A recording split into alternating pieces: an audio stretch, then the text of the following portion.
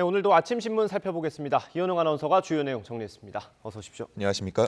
네, 대선 오늘로 꼭 30일 남았습니다. 오늘 대선 위주로 좀 살펴볼 텐데 먼저 야권 단일화 관련 기사인데 윤석열 후보가 좀 단일화에 전향적인 입장을 밝혔다고요? 그렇습니다. 한국일보가 윤석열 후보와 인터뷰를 진행했는데 거기서 나온 내용입니다. 이전과는 조금 달라진 그런 모습을 확인할 수 있었습니다. 제목을 먼저 보면은 윤석열, 안철수와 단일화 배제 안 한다라고 쓰여 있습니다. 윤석열 후보가 안철수 후보와의 단일화에 대해서 배제할 필요가 없다고 이야기를 한 건데 만약에 하게 된다면 공개적으로 할 게 아니라 안 후보와 둘 사이에서 전격적으로 결정할 일이라고 언급했습니다. 신문은 이런 언급이 윤 후보가 단일화 가능성을 열어두고 시기와 상황을 보고 있다는 뜻이라고 해석했습니다. 참고로 어제 있었던 일을 잠깐 설명을 드리면 원희룡 선대본부 정책본부장이 단일화에 대한 언급을 했었고요. 또 일부 언론에서는 윤 후보의 뜻도 비슷하다는 취지의 익명 인터뷰를 또 싣기도 했습니다. 하지만 이준석 대표와 선대본부 측은 계획이 없다고 선을 긋는 모습이었는데 또 윤석열 후보도 기자들과 만난 자리에서 공개적으로 언급하기는 부적절하다 이런 언급을 하기도 했었거든요. 확실히 이전과는 조금 온도차가 달라진 모습을 볼 수 있고요. 어떤 신문은 지분을 나누는 공동정부론이라는 표현까지 쓰던데 앞으로 흐름이 궁금해지는 대목입니다. 그러게요. 윤석열 후보와 안철수 후보가 둘 사이 어떤 얘기를 앞으로 나누게 될지 진짜 궁금하네요. 다음 이재명 후보 소식인데 이재명 후보는 김종인 전 위원장을 만났네요. 어떤 얘기를 나눈 겁니까? 중앙일보에 기사가 실렸는데 아쉽게도 어떤 내용이 구체적으로 나왔는지까지는 현재로서는 알려진 바가 없습니다. 비공개 회동이었고요. 한 80분 정도 김종인 전 위원장 사무실에서 만났다고 합니다. 일단 공개된 바로는 코로나 위기로 인한 방역 그리고 서민 경제 위기 극복 방안에 대해서 의견을 교환했다고 중앙일보는 실었는데요. 하지만 구체적인 아마 이 내용만 있진 않았을 것이다 라는 중요한 내용이긴 하지만 이것만 나누진 않았을 것 같아요. 그런 전망들이 많다 보니까 과연 어떤 얘기들이 오갔는지 많은 관심이 모이고 있습니다.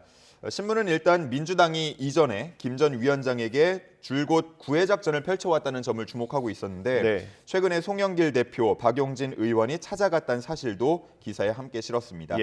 두 사람 사이에 이 선거 지원에 대한 얘기가 오갔는지 이 부분에 대한 관심이 아무래도 갈 수밖에 없는데 이후에 어떤 보도들 더 나오는지 지켜보면 좋을 것 같습니다. 이 선거에서 김종인 전 위원장의 역할과 영향이 좀 크긴 한 모양이에요. 양당에서 계속 러브콜을 보내는 거 보면. 그렇습니다. 오늘 신문에 많이 나온 게 여론조사 결과더라고요. 꽤 많이 나왔죠, 여론조사들이. 제가 보여드릴 거는 세 가지 신문에서 각각 실시한 여론조사인데요. 하나씩 보면서 설명을 드리겠습니다. 조선일보, 중앙일보, 한겨레신문 이렇게 세 가지 준비했습니다. 먼저 조선일보를 보면 조선일보와 TV조선이 칸타코리아에 의뢰해서 4일과 5일에 실시한 조사입니다. 가장 지금 왼쪽 상단에 나온 조사 결과인데 이재명 후보 31%, 윤석열 후보 35%, 안철수 후보 12%로 나왔습니다. 이전 조사와 비교해서 차이가 조금 벌어지는 모습이었는데 여전히 오차 범인의 접전이라고 표현을 했고요. 다음 중간에 있는 게 중앙일보 조사 결과입니다. 중앙일보가 엠브레인 퍼블릭에 의뢰해서 4일과 5일에 실시한 조사 결과입니다. 이재명 후보가 38.1%, 윤석열 후보가 36.8%, 앞선 조선일보 조사와 비교해서 순서가 바뀐 모습을 볼 수 있는데요. 여전히 오차 범인의 접전이 펼쳐지고 있습니다. 마지막 오른쪽 세 번째 줄에 나와 있는 한겨레 조사 결과를 보면 한겨레가 K스텔 리서치에 의뢰해서 3일과 4일에 실시한 조사 내용입니다. 이재명 후보가 32.6%, 윤석열 후보가 38.8%로 나왔고요. 역시나 오차 범위 내에 접전이 펼쳐지고 있었습니다. 지난 대선 토론이 3일 밤에 열렸지 않습니까?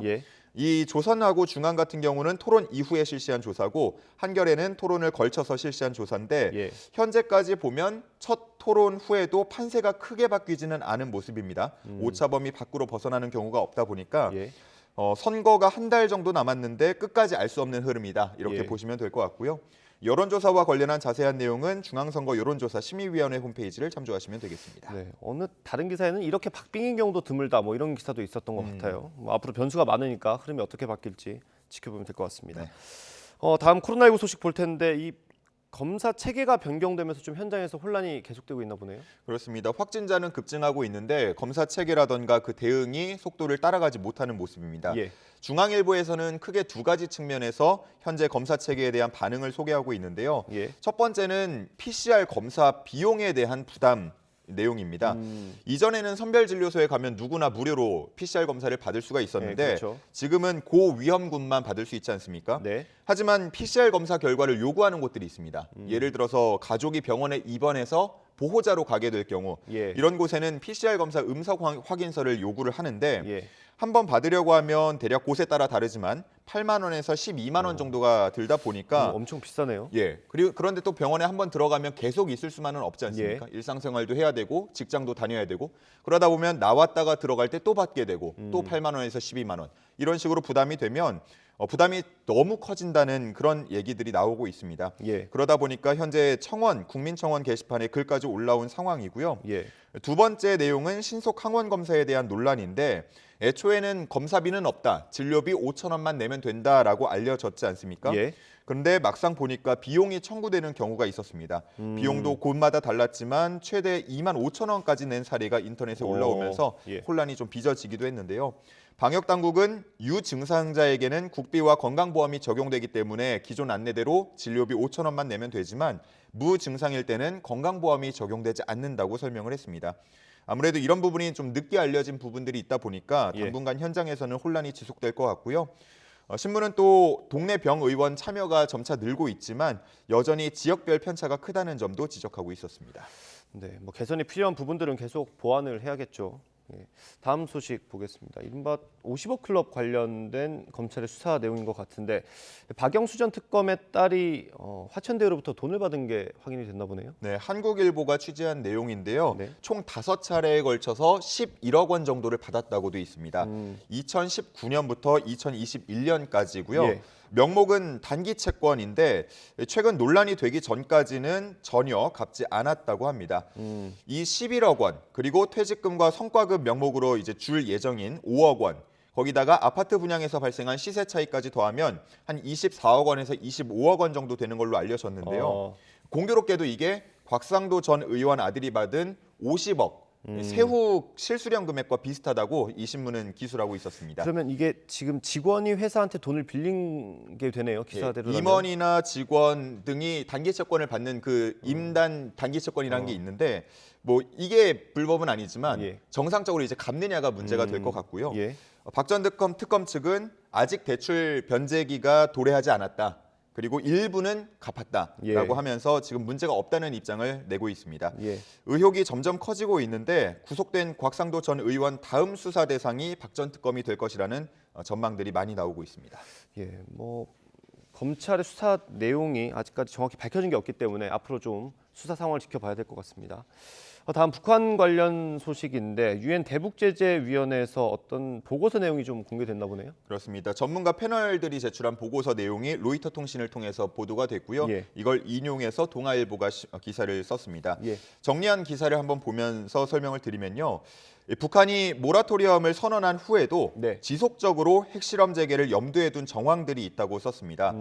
핵과 탄도미사일 개발을 위해서 지속적으로 물자와 기술, 노하우를 확보하려고 시도해 왔다는 건데요. 특히 여기서 이제 돈, 물자와 관련해서는 국제사회의 대북 제재를 피하기 위해서 사이버 해킹을 중요한 수익원으로 삼았다고 했습니다. 2020년 이후로 가상화폐 플랫폼과 거래소를 공격해서 수천억 원을 갈취했다고 했는데 플랫폼을 통해서 4,800억 원가량 그리고 거래소를 통해서 한 600억 원가량을 갈취했다고 했습니다. 이 돈들이 아무래도 미사일 개발이나 발사에 흘러 들어가지 않았을까 보고서는 그렇게 보고 있었습니다. 북한이 원래 어제 최고인민회의를 열기로 했고 통상 이제 다음 날 기사가 나오는데 아직까지는 안 나오고 있어요. 어떤 내용이 나올지 지켜봐야 될 것 같습니다. 다음 올림픽 소식 보겠습니다. 요즘 올림픽 기사 볼 때마다 좀 씁쓸한 장면이 있는데 그 익숙한 얼굴이 상대편에 가 있어서 좀 그런 것 같습니다. 뭐 외국 해외 코치나 이렇게 뭐 감독으로 가는 경우가 전혀 없었던 건 아닌데 그래도 확실히 말씀해 주신 것처럼 좀 씁쓸한 기분이 드는 건 아무래도 우리나라가 떨어지고 일찍 떨어지고 상대방이 메달을 땄기 때문이라고 볼 수 있겠습니다. 지난 5일에 이번 대회 처음 선보인 혼성 계주에서 우리나라는 좀 일찍 떨어진 편이었고요. 우승을 중국이 하게 됐는데 그 중국의 우승 속에서 함께 기뻐하던 사람 중에 한 명이 바로 빅토르 안이었습니다. 동아일보에 나온 제목을 보면요. 안현수에서 빅토르 안, 빅토르 안에서 안셴주, 금메달 유랑자라고 표현을 했습니다. 한때 우리나라 쇼트트랙 영웅이었던 안현수가 2011년에 러시아로 귀화를 했고요. 이후에 러시아 국적으로도 3관왕에 오르는 등 러시아 영웅으로 불리기도 했습니다. 그리고 이번에는 중국 쇼트트랙 팀의 코치로 올림픽에 참가를 하게 됐는데 바로 첫날부터 중국의 금메달을 안겨주게 되었습니다. 중국 언론들은 빅토르안을 이번 금메달의 1등 공신으로 치켜 세우면서 금빛 영웅들의 삶은 소설보다 더 짜릿하다 이렇게 얘기를 했는데 참 뭐 짜릿할지 모르겠는데 우리 입장에서는 조금 씁쓸한 것 같습니다. 네, 그렇습니다. 우리 선수들 오늘 저녁에도 경기 있으니까요. 꼭 좋은 모습 보여줬으면 좋겠습니다. 오늘 마지막 기사는 또 물가 기사네요. 그렇습니다. 물가 가파르게 오르고 있다는 얘기를 자주 전하게 되는데요. 어제 1월 물가 지수가 공개가 됐습니다. 외식 물가 지수인데 5.5% 올랐거든요. 근데 이게 13년여 만에 최고치라고 합니다. 지금 보시게 되면 5.5%라고 제목에도 나와 있죠. 2009년 2월 이후에 최고치고요.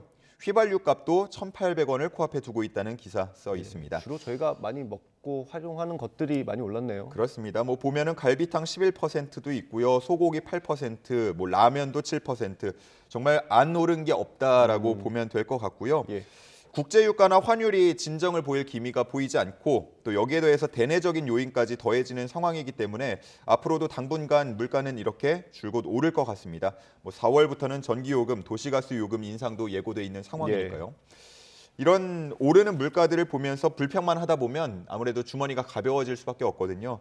무언가의 대비가, 철저한 대비가 필요해 보이는 상황입니다. 네, 그러게요. 집집마다 좀 가게를 위해서 대비를 해야겠네요. 아끼고 오늘 말씀 그래야 될 것 같습니다. 오늘 말씀 여기까지 듣겠습니다. 고맙습니다. 감사합니다.